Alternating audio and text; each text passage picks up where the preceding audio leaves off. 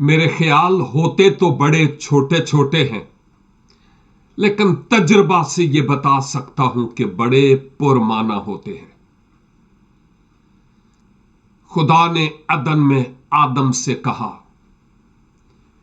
कि चूंकि तू खाक से लिया गया, इसलिए जरूर है कि तू वापस खाक में लौट जाए।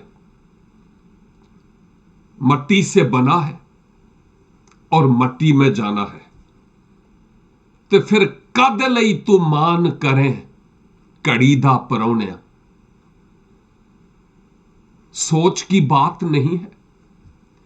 इस दुनिया से हम क्या लेकर जाएंगे? अपनी कोठी, बंगला, जायदाद, बहरिया टाउन में प्लॉट्स क्या लेकर जाएंगे?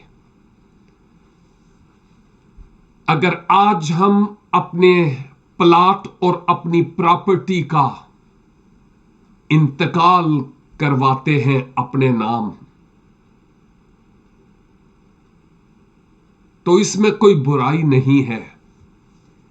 लेकिन मेरी बहन और मेरे भाई और नौजवान बेटे, इस बात को मत भूल